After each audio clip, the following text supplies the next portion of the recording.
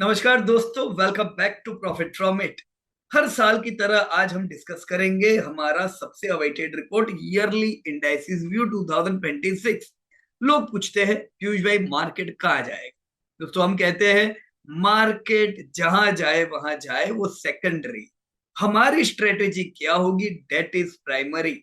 दोस्तों बाजार आपके हाथों में नहीं है, बाजार अपनी चाल चलेगा, पर उस समय मैं क्या करता हूं दोस्तों, उससे मेरा पोर्टफोलियो डिपेंड करता है। So generally yearly indices view दोस्तों साल खत्म होने पर हम लोग अपडेट करते हैं।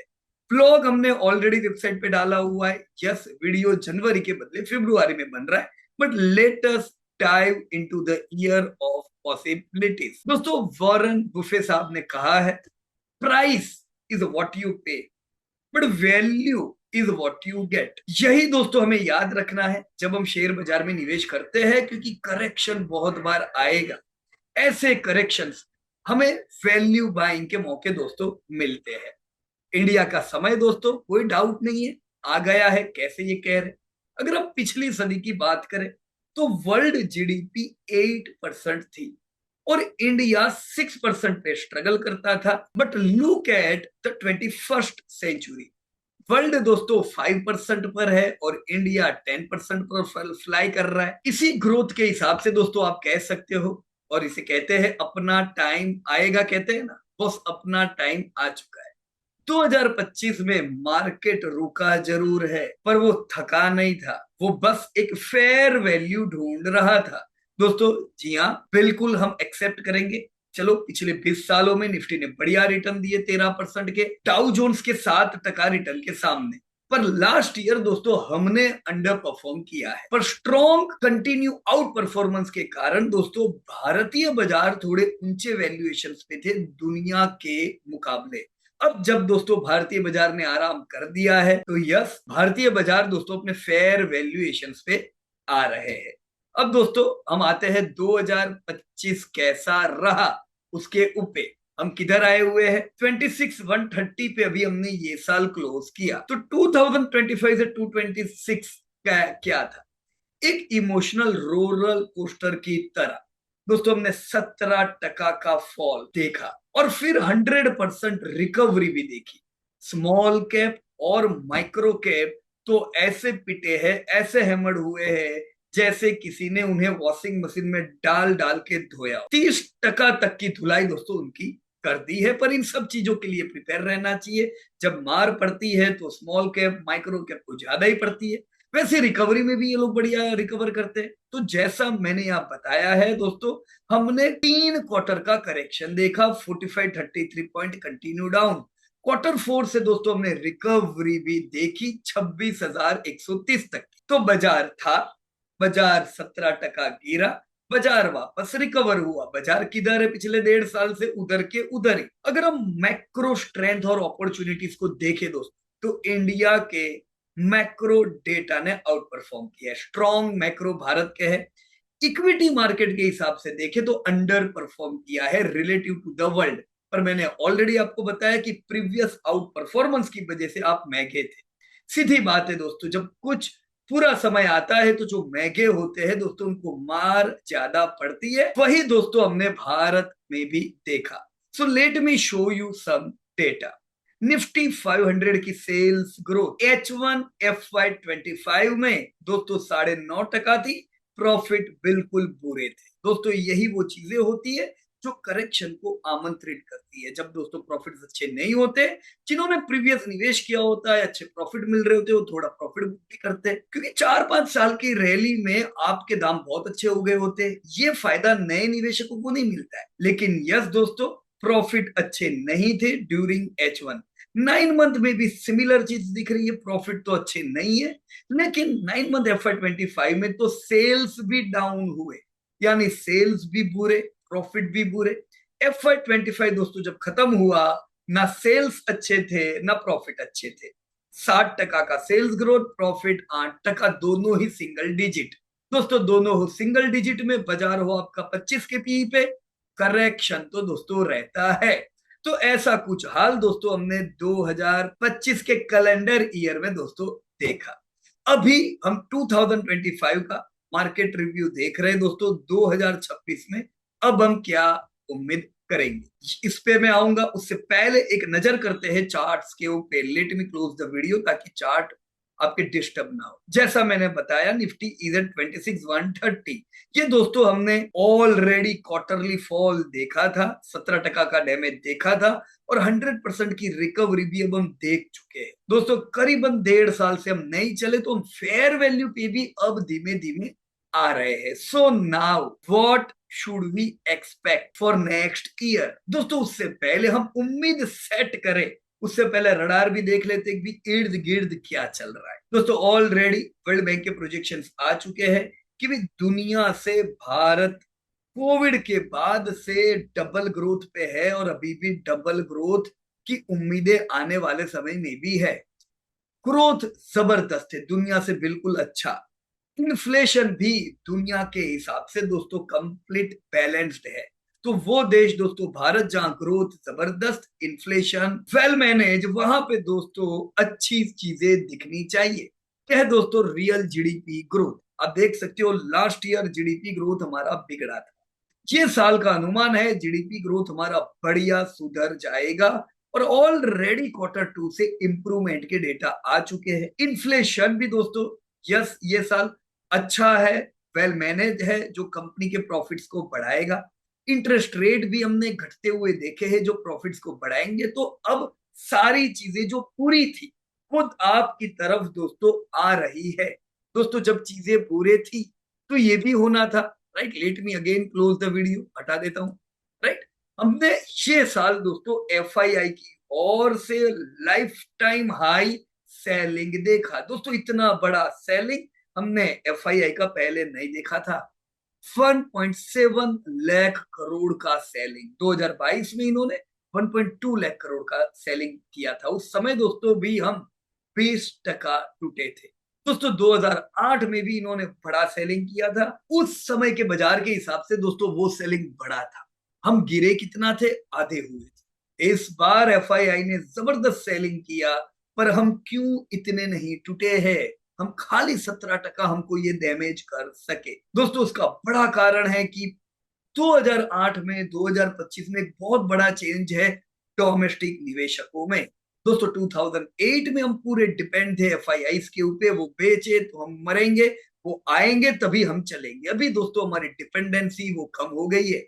You can see here friends, इस साल 8 लाख करोड़ के करीब का डोमेस्टिक इंस्टीट्यूशन का बाइंग हुआ है, यानी इंडियन रिटेल इन्वेस्टर्स का दोस्तों निवेश इंस्टीट्यूशंस द्वारा ह्यूज बढ़ा है। पिछले साल भी दोस्तों 5 लाख करोड़। आप अंदाजा लगा सकते हो दोस्तों, पूरा समय एफआईआई ने जितना बेचा नहीं है उससे ज्यादा तो डोमेस्टिक ने ये अकेले साल लिया है। तो इसे कहते हैं दोस्तों आत्मनिर्भर भारत।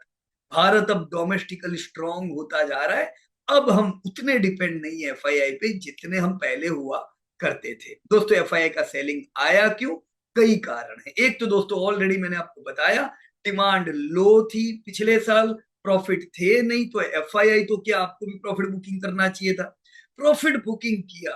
ये लेकिन ज्यादा है, ज्यादा इसलिए क्योंकि हमारे रिलेशंस भी दोस्तों यूएस के साथ बहुत घर्षण में थे दोस्तों। लेकिन इतना पता चल गया कि तुम माल कितना भी बेचो हमें असर कितना हो सकता है ये हमने यहाँ पे देख लिया। 17% तुम्हारे लाइफ टाइम हाई सेलिंग के बावजूद। So this was great exam for India friends. इससे इंडिया की स्ट्रेंथ पता चलती। अब चलो देखते हैं फंडामेंटल्स में क्या हो रहा है। निफ्टी 500 मैंने ऑलरेडी बताया दोस्तों आपको, पूरा हाल था पिछले साल। 60%, 8%, ये दोस्तों लाइफ टाइम हाई नहीं दे सकते। Q1 में हमने प्रॉफिट्स इंप्रूव होते देखे थे। क्यों, inflation down, interest rate cut हो रहे थे, पर डिमांड बिल्कुल सुधरी नहीं थी Q1 में भी। पर हम रिकवरी मोड पे आने लगे। H1 के जब डेटा आए दोस्तों उसमें मुझे दोनों इंडिकेटर थे दोस्तों। डिमांड भी सुधरी, यानी Q2 में हमने कुछ इंप्रूवमेंट देखा। साथ में जो सबसे बड़ा इंप्रूवमेंट था वो दोस्तों यहां दिख रहा है, 16% प्रॉफिट, यानी ये जबरदस्त ग्रोथ था। यही डेटा दोस्तों हमें लाइफ टाइम हाई दिला सकता है, उसमें कोई डाउट नहीं है, क्योंकि इंप्रूवमेंट है हम उम्मीद कर सकते थे कि भी ईयर एंड तक धंधे और सुधरेंगे, प्रॉफिट और सुधरेंगे, लेकिन दोस्तों इसके साथ कुछ बड़े चेंजेस आए। आपने देखा दोस्तों, जीएसटी रेशनलाइज हुआ सितंबर महीने में। दोस्तों उसकी इफेक्ट पॉजिटिव अक्टूबर नवंबर दिसंबर में दोस्तों पड़नी। सो क्वार्टर थ्री में डिमांड और इंप्रूव हो, ये हम उम्मीद करते थे। प्रॉफिट भी दोस्तों बढ़िया बढ़ेंगे, ये हमारी उम्मीद थी। पर एक रिफॉर्म मैंने बताया जीएसटी का, जो पॉजिटिव रहा बाजार के लिए, क्योंकि उससे डिमांड आई। आप देख सकते हो 8.5% हम पहुंच चुके, मतलब अब डबल डिजिट से दूर। लेकिन प्रॉफिटेबिलिटी बिगड़ी है दोस्तों, ये प्रॉफिटेबिलिटी बिगड़नी नहीं चाहिए थी। इन्फ्लेशन डाउन है, इंटरेस्ट रेट कम है, दिस कुड नॉट हैपन। फिर ये क्यों हुआ? क्योंकि दूसरा एक रिफॉर्म लेबर कोड का आया। दोस्तों इस नए लेबर कोड के हिसाब से कंपनीज को प्रोविजन करने पड़े अपने एम्प्लॉयज के लिए, दोस्तों ग्रेजुइटी में and even in their regular PF investment. दोस्तों इससे हुआ क्या, क्वार्टर थ्री में जब इनको पूरे प्रोविजन करने पड़े, दोस्तों क्वार्टर थ्री में कंपनियों के प्रॉफिट पे इसकी असर पड़ी और प्रॉफिट वापस से हमारे हो गए डाउन। तो डेफिनेटली दोस्तों ये लाइफ टाइम हाई का माहौल था, हमें लाइफ टाइम हाई लगाना ही था। पर यस, क्वार्टर थ्री में प्रॉफिट में थोड़ी ब्रेक लगी है। दोनों चीज देख, आपकी उम्मीद थी प्रॉफिट बढ़िया बढ़ेगी, बाजार फटेगा। उसके साथ लेबर कोड की एंट्री ने एक और आपको इंडिकेटर दिया कि टेम्पररी क्वार्टर थ्री में प्रॉफिट नहीं बढ़ेगी, क्वार्टर थ्री में प्रॉफिट्स टूटेंगे। So be prepare. जो उम्मीद थी वैसा बाजार ने ब्रेकआउट दिया नहीं, पर दोस्तों ये प्रोविजन एक आध क्वार्टर के है, अब ये धीमे धीमे बच जाएगा। जो डेटा आपके सामने आ रहा है दोस्तों, हमें चाहिए सेल्स में डबल डिजिट, प्रॉफिट में डबल डिजिट, बाजार दौड़ना चाहिए इन डेटा के हिसाब से। अभी ब्रेक लगी हुई है, जस्ट प्रॉफिट डाउन के डेटा भी आपके दोस्तों सामने है, पर दोस्तों ये टेम्पररी है। Late me show you quarter three data also. 16 से हम 10 क्यों आए? क्योंकि हमारे प्रॉफिट 16% से नहीं बढ़े, 13% से बढ़े। तो 13 भी मेरे हिसाब से बुरा नहीं है। यानी हम ईयर एंड किधर देखेंगे दोस्तों, ईयर एंड देखो, डिमांड डबल डिजिट आ चुकी, तो जब ईयर एंड होगा मेरे हिसाब से दोस्तों सेल्स ग्रोथ डबल डिजिट में आ गया होगा। This are my assumptions. और प्रॉफिट हम 15-14% के आसपास देखेंगे। देखेंगे कि नहीं, देखो डेटा आपके सामने, मैं कह रहा हूं विश्वास करो, ऐसा नहीं है, राइट? सो अगर 10% का सेल्स ग्रोथ है, 14% का प्रॉफिट ग्रोथ है, डेफिनेटली दोस्तों उम्मीदें अच्छी रखनी चाहिए। So what to expect in 2026? Let us watch again. Video बंद करना पड़ेगा, चार्ट है उधर। Okay, see support zone. मैं सपोर्ट क्या लेके चल रहा हूं? 23,141 से 21,744। दोस्तों बताओ चलो चैट बॉक्स में, व्हाट इज 21,744? हम दोस्तों 5 साल से, कितने, 5 इयर्स हमने हायर लो देखा है, हमने लोअर लो नहीं देखा है। तो अगर हमने लोअर लो नहीं देखा है तो बाजार तभी बिगड़ सकता है अगर हम लोअर लो लगाते हैं। बाकी ये टेम्पररी 1.5 साल का हम इसको करेक्शन बोलेंगे।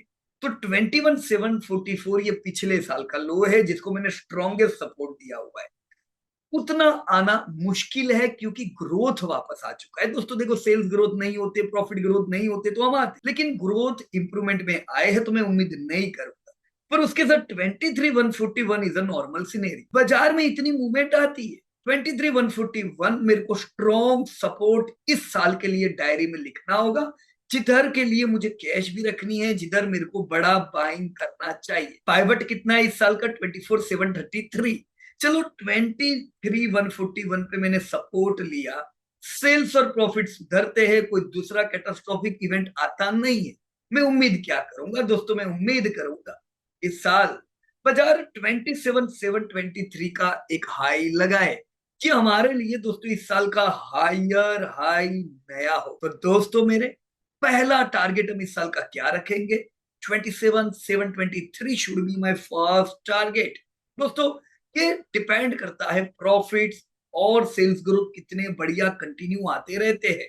दोस्तों सब स्मूथ चलता रहता है, मैं उम्मीद करूंगा कि 29,315 भी हम कुछ समय में देखेंगे। तो नियर टर्म ट्रेंड आने वाले 2-1 साल की मेरी सेट हो गई है। 29,315 बाजार आना चाहिए, considering the U turn in sales and profit. बाजार गिरता है कोई भी कारणों से, मेरे लिए सपोर्ट क्या है? 23,141। I hope friend this things could help you in creating your wealth portfolio. Now let us move further. Nifty 500 के दोस्तों फंडामेंटल क्या है? मैंने अभी बताया। अभी के तो क्या है? 8.6 10.5 सेल्स एंड प्रॉफिट ग्रोथ। उम्मीद क्या है दोस्तों? ईयर एंड की दोनों डबल डिजिट में, प्रॉफिट तो 14% आ जाएगा। पी अभी कितना है? 23 का ट्रेल पी है, 3 ज्यादा है, तो उतना मेरे को जगह रखना पड़ेगा। कैश भी चाहिए इन डेटा के हिसाब से। प्राइस टू बुक वैल्यू 3.55 है। बुक वैल्यू के हिसाब से हम फेयर रेंज में है दोस्तों, बहुत महंगे नहीं है। 3.5 का बुक वैल्यू बराबर है, राइट। अब मैंने दोस्तों यहाँ पे फेयर वैल्यू का डेटा डाला, राइट। सबसे ऊपर जीडीपी, ईपीएस, ये सारे डेटा, और बाजार ने कितना हाई कितना लो लगाया अब तक, क्या पी है, कितना डिविडेंड आ रहा है, क्या बुक वैल्यू है, ये डेटा मैंने दिए। मैंने पास्ट का डेटा आपके साथ शेयर किया कि कितना ग्रोथ हमने देखा, राइट। हमने ओवरऑल दोस्तों पिछले इतने सालों में 9% से जीडीपी बढ़ते देखा। हमारी अर्निंग दोस्तों, अर्निंग 5 साल में जबरदस्त बढ़ी थी, तो 5 साल में आपके रिटर्न भी बढ़िया आए हुए। पर ये इसलिए क्योंकि लो बेस था कोविड का। ये उम्मीद नहीं करना कि 20-20% से सब कुछ बढ़ेगा। उम्मीद कितनी करने की दोस्तों? 12-13% से अगर ग्रोथ रहता है, डेट्स ग्रेट, इतना ही चाहिए और ज्यादा नहीं चाहिए। पर उतने में भी देखो, उतने में भी दोस्तों 13-14-15% का हमने निफ्टी में ग्रोथ देखा है। 14-15% के ग्रोथ में दोस्तों कमाल होता है। 31 साल में मेरे पैसे 60 गुना होते हैं। तो हर साल डबल के पीछे न पड़े, एसआईपी करते जाए, ग्रोथ रहना चाहिए, अच्छा पैसा बनेगा। दोस्तों इस साल की मेरी उम्मीद लिखी है मैंने, जीडीपी इन डॉलर टर्म, देखो नॉमिनल जीडीपी डबल डिजिट में बढ़ना चाहिए, 10% जैसा बढ़ना चाहिए, ये मेरी उम्मीद है। अभी नहीं है उतना। Q2 के जो डेटा है उसमें भी जीडीपी 8.2 था, नॉमिनल जीडीपी 8.6 था, तो बहुत ज्यादा नहीं था। पर मैं उम्मीद कर रहा हूँ 10% से होगा। डॉलर टर्म में जीडीपी 8% से बढ़ेगा, क्योंकि रुपया डेप्रिशिएट होता है। अर्निंग मैंने कितनी बताई? 14%। मैंने प्रीवियस स्लाइड में भी आपको बोला ये मेरी उम्मीद है। इन डेटा के हिसाब से मैं उम्मीद क्या कर रहा हूं? ये साल 4.5 ट्रिलियन की जीडी। दोस्तों ईपीएस जो पिछले साल 1100 का था निफ्टी का, वो 1274 होगा। तो पिछले साल 21 का पी फेयर। अभी ट्रेल ईपीएस के हिसाब से पी 21.2 का है, यानी हम फेयर के करीब है, बहुत ज्यादा दूर नहीं है। पर जब मैं 1274 की अर्निंग ये साल की लेता हूं 14% ग्रोथ के हिसाब से, दोस्तों पी आता है 20 का, यानी हम फेयर पे ही दोस्तों ट्रेड कर रहे हैं। दोस्तों 25,000 के बाजार के हिसाब से दोस्तों पी 20 यानी 24,894 का लेवल फेयर पी हुआ। यहां से बाइंग आता है, आएगा। मूविंग फर्दर दोस्तों इस साल मेरी इस अर्निंग के हिसाब से 26,600 is in fact blended fair value. दोस्तों जब मैं बुक वैल्यू और पी दोनों को ब्लेंड करता हूं, 26,600 मेरे लिए फेयर प्राइस है। इसके नीचे जाता है यानी सस्ता मिल रहा है। 24,894 पे बाजार है, यानी दोस्तों फेयर वैल्यू से भी कम है। तो बाइंग यहाँ पे आता है ऐसे लेवल पे, रिवॉर्ड हाई है, रिस्क दोस्तों कम रहता है, तो ऐसे लेवल भूलिएगा नहीं। 29-30 तक मेरी उम्मीद है जीडीपी 6 ट्रिलियन होगी, निफ्टी की अर्निंग 2000 होगी, और बाजार 40,000 पे आना चाहिए। सो 40,000 is my fair Nifty price in 2030। जितना गिरावट में ले सके, that would be my opportunity. Apart from this दोस्तों, कई लोग कहते हैं अरे यार पीयूष भाई ये साल तो बाजार गिरा, हम क्या करें? दोस्तों मैं कई बार कहता हूं भी बाजार चले तो भी आपको क्या लेना देना, बाजार गिरे तो भी क्या लेना देना। क्यों? क्योंकि जो आप निवेशक हो, आप आज बेचने वाले तो है नहीं कि भाई बाजार चला है सब बेच के निकल जाओ, या बाजार गिरा है मैं मर गया मैं सब बेचूंगा तो लॉस हो जाएगा। क्यों ये सब देखने का? दोस्तों आप पार्टनरशिप ले रहे हो कंपनीज के साथ, तो कंपनी कमा रही है, आपके साथ अर्निंग बांट रही है। अभी तक की अर्निंग लो थी, प्रॉफिट्स अच्छे इस साल नहीं थे, तो ये साल दोस्तों पिछले साल के मुकाबले आपको डिविडेंड 1% से ज्यादा। अब आप बाजार देख के बोलते हो माय गॉड 15% से बाजार गिरा है, मेरा क्या होगा? अरे एज अ पार्टनर आपको तो पिछले साल से मुकाबले 1% ज्यादा डिविडेंड आया है, तो टेंशन का लेते हो? ये प्राइस ब्राइस तो ट्रेडरों के काम की है, लॉन्ग टर्म वेल्थ वालों का क्या? उनको तो मौका लेना चाहिए जब बाजार गिरता है। तो अब ये मैंने खाली 1% बताया है। अभी मैंने प्रॉफिट कितने बताए आपको? ये दोस्तों लास्ट क्वार्टर्स में प्रॉफिट बढ़े मेरी 14% से उम्मीद है, तो इसका मतलब भले अब तक इस साल 1% से ही ग्रोथ हुआ है, ये क्वार्टर देखो आप डिविडेंड आपके बढ़ेंगे और over next 3 to 5 months previous year के मुकाबले मेरे को डबल डिजिट में ज्यादा डिविडेंड मिलेंगे। लास्ट ईयर 1 लाख डिविडेंड मिला है, इस साल दोस्तों आपको 1,14-15 हजार के आसपास डिविडेंड मिलेगा। कब तक मिलेगा? तो कंटिन्यू है। सो यही तो खास चीज है शेयर बाजार की। आपने पैसा एक बार लगाया, कंटिन्यू डिविडेंड आता जा रहा है दोस्तों। जस्ट थिंक अबाउट इट, 2006-07 में जिसने पैसा लगाया उनको आज कुछ समय लाख डिविडेंड आता था, आज 6 लाख का डिविडेंड आ रहा है। साथ में उनकी वैल्यू जो 4 हजार के आसपास थी वो 24-25 हजार पहुंच गई है। तो प्राइस बढ़े, बहुत बार गिरे बहुत बार बढ़े, पर फिर भी जब आप एक टाइम देखते हो तो दोस्तों प्राइस आपको अच्छी मिलती है और हर साल की डिविडेंड अर्निंग मिलती है, right. So this all points are very important. मैं ब्रॉडर इंडाइसिस देखूं तो निफ्टी, बैंक और ऑटो में पॉजिटिव बायस है, यानी बाजार लाइफ टाइम हाई लगाता है, ये दो भी बढ़िया दौड़ेंगे। फाइनेंशियल सर्विस भी बढ़िया है, मेटल्स बढ़िया है, वैल्यू 20 बढ़िया है। क्यों? क्योंकि शेयर वैल्यू बाइंग पे भी है, बाजार गिरा होगा। PSU banks and private banks are looking good. Negative क्या है? तो मीडिया सेक्टर इज नेगेटिव। ये नेगेटिव कब रहेगा? बाजार गिरता है तो पहले ये गिरेगा, बाजार चलता है तो जो पॉजिटिव वो पहले चलेंगे, राइट। क्रूड ऑयल में क्या है दोस्तों? 58 प्राइस है, $81 का एक स्ट्रॉन्ग रेजिस्टेंस है। ये तीसरा साल है हमने क्रूड में लोअर हाई लोअर लो देखा। तो क्रूड 48-50 की ओर जा रहा है जो 5 ईयर का लो है। दोस्तों ये भी एक अच्छी चीज है इकोनॉमी के लिए, क्रूड के दाम कम, दैट्स ग्रेट। दोस्तों लर्निंग पे आ जाता हूँ। दिसंबर बैच ऑलरेडी सीख रही है, काम कर रही है और वो बहुत अच्छे आगे बढ़ेंगे। जून बैच अब डायरेक्ट लॉन्च होगी, बीच में कोई बैचेस हम नहीं कर पाएंगे। तो अभी से जो लोगों को जून बैच में रजिस्टर्ड होना है, you can register.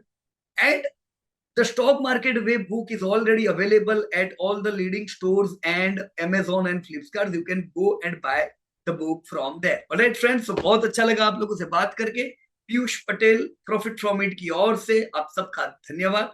Thank you so much and जय हिंद टू ऑल।